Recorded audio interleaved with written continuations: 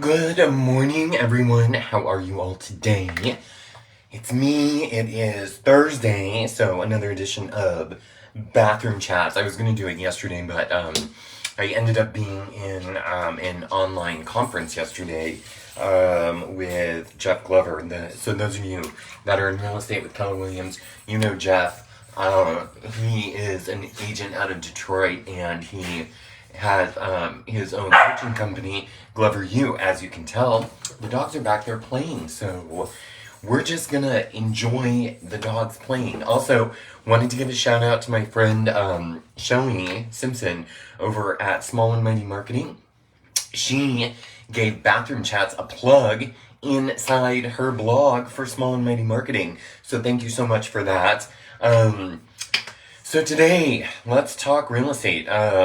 This is a good shaving cream, Cremo. I think I've talked about this one before. I use a couple different ones, but this one I get at Target. It's not very much.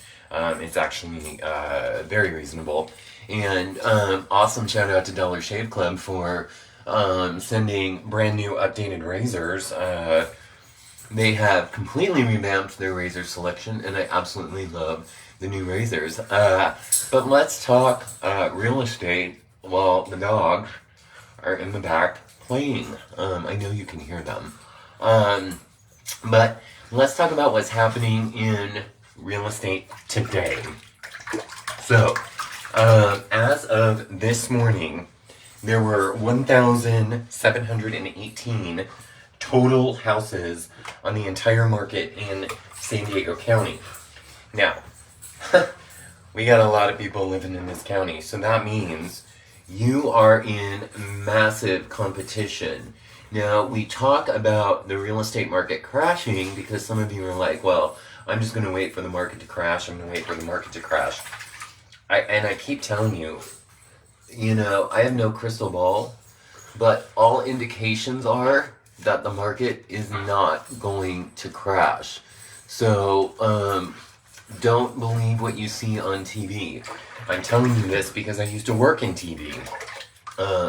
Don't believe whatever you see on TV because it's a bunch of baloney. And the media is about 3 months behind. They're not living in the market like you are when you buy homes. So, let's go ahead and talk about what's happening in the San Diego market specifically, because this is where I'm at, even though I get viewers from all over the country. And if you do have questions anywhere in the country, just let me know. I can hook you up with a good realtor. But out of the 1,718 homes, 1,243 of them are detached. So there's only 1,200 detached homes in all of San Diego County as of this morning. The attached homes, that's only 475. So there's not very many condos. Now, this is what I think you guys are going to find quite interesting. Well, let's break that down a little bit further. So under $800,000, which that is below the median and average price for a home, there's only 510 houses that are under $800,000 in the entire county. So if you're looking, and that's attached and detached, so if your budget is at $800,000 and you're under that range and you're looking to buy a house, you don't have a ton of choices, which means you have to set yourself up for success, and we're going to talk about that in a second. But let's break those numbers down even further. So of that, so of those 510 homes, 510 homes. Break that down even further. Under 500,000, there's only 147 houses available in all of San Diego County. You know how many people we got living here? A lot. So there's only 147 under 500. Now, if I break that down even further, that's only 86 of them are at least 2 bedrooms. Okay? 86 are at least 2 bedrooms. Now, if we break that down even more, under $500,000 in the whole county, okay, there's only 26 that are 3 bedrooms or more, okay? So there's only 26 that are 3 bedrooms or more in the whole county. That means 61 of them are either 1 bedroom or studios under $500,000, and this is the entire county, okay? So that's the kind of competition you're in right now. So if somebody says the housing market's going to crash, there's no inventory. I mean, there's inventory, but it just gets absorbed really, really quickly. We did our market stats yesterday, and the absorption rate for the end of March was 107%. That means we're gobbling up pretty much every single property that gets put on that's in a decent price point. So if you're thinking about selling, it's back to where it was at the beginning of last year. So, pay attention to that. Because right now you can just pretty much put your house on the market and guaranteed to sell it. Now, let me tell you a couple stories that I've had from over the weekend. So, one offer we wrote last week, we gave the seller some incentives, we gave him time to stay there. That property ended up with 14 offers, and we weren't in the top 5. And we wrote a very good, strong offer, and we weren't even in the top 5. So we didn't even get a counter offer. I submitted one. I got a multiple counter offer yesterday on another property that I submitted on. That one, when I talked to the agent last night, sorry, the dog is barking. There were 10 offers on that house, 10 offers on that specific property. I'm gonna just shut the door so it muffles the barking. So that one had 10 offers on it. We haven't heard back, but I called my clients and we've already rescheduled to go look at houses tomorrow. And then the third one we were gonna write on, and that one had been on the market for 61 days. So if a house is on the market 61 days, it's probably overpriced. We went to go write on that one, but I called the agent first and said, hey, we're thinking about doing this. And we were gonna come a little bit under list price. He told us not even to bother. So I don't know if that's the seller telling him not to bother, or if it's him doing it. But if it's him doing it, that's not good, because it could potentially be keeping that seller without a closing. So the market's crazy right now. It's spring. If you guys are thinking that you want to put your house on the market, now is definitely the time. But I'm going to have another video posted about this today. But I have 22 things that you can do as a buyer to make your offer stand out in this market. The dogs have joined me in the bathroom now, by the way. I'm sure you can hear the click on the floor from them. But anyway, 22 things. I'm just going to go over the top 4. Number 1, offer free occupancy post-closing for up to 60 days.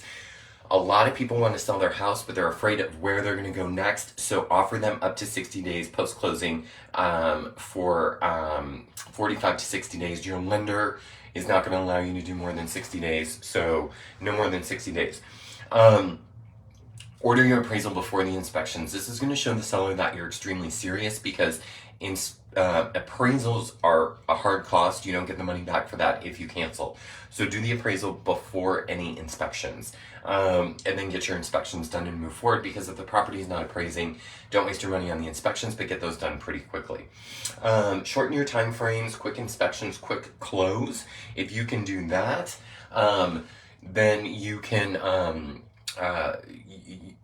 it will give the seller more incentive. They'll get their money quicker, and then if they have that 60-day post-occupancy, so they can take the money from their equity of their home and roll it over into the new purchase, that is going to be super helpful.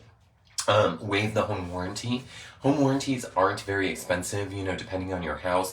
If you're in a condo, they're about $500. If you're in a detached house, they're, they can go up to $1,000. But waive the home warranty. In fact, if you're going to work with me, we can just waive the home warranty and I'll buy that for you. It's not a problem. I'll take care of that. The other thing, and this is something that most people don't think about, but this was extremely popular back in 2008, back when the market crashed, because banks, when they owned a lot of property, they didn't want to mess around with people closing late. So they added a per diem fee for every day that the buyer closed late. So what that means is you can write that into the contract that says, you know what, for every single day that I don't close on time, I'm going to pay you X extra number of dollars. Now, it doesn't have to be an exorbitant amount of money, but it can be 50, 60, 75, even $100. I wouldn't go more than $100.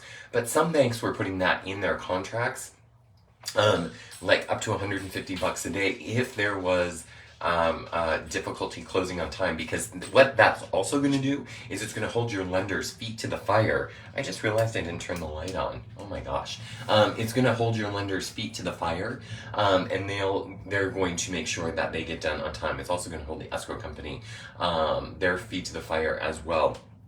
So do those things. Now, I've got a list of 22. If you would like that list of 22 as a buyer, let me know. I'd love the opportunity to chit chat with you. Also, if you're a seller, tell me if you could sell your house for X number of dollars. Would you put it on the market this spring? Let's talk about that. And if you are one of my friends watching from anywhere else in the country, please let me know. I'd love to hook you up with a very good professional realtor in the United States. Anywhere else, I have a great network of people. I see Brandon's watching. Hello, Brandon. Good morning. And we can hook you up with anybody anywhere in the world, actually. So anyway, that's all I got for today. We're going to be live again. Tracy and I are going to be live again later on tonight. At 7 p.m. Pacific. We're going to be talking, we're going to have fun facts. We're going to be, I forget all of what we're talking about, but we're going to be talking more about how buyers can prepare themselves for this market, this spring market, because it's crazy in San Diego, guys. 1,700 houses, not very much.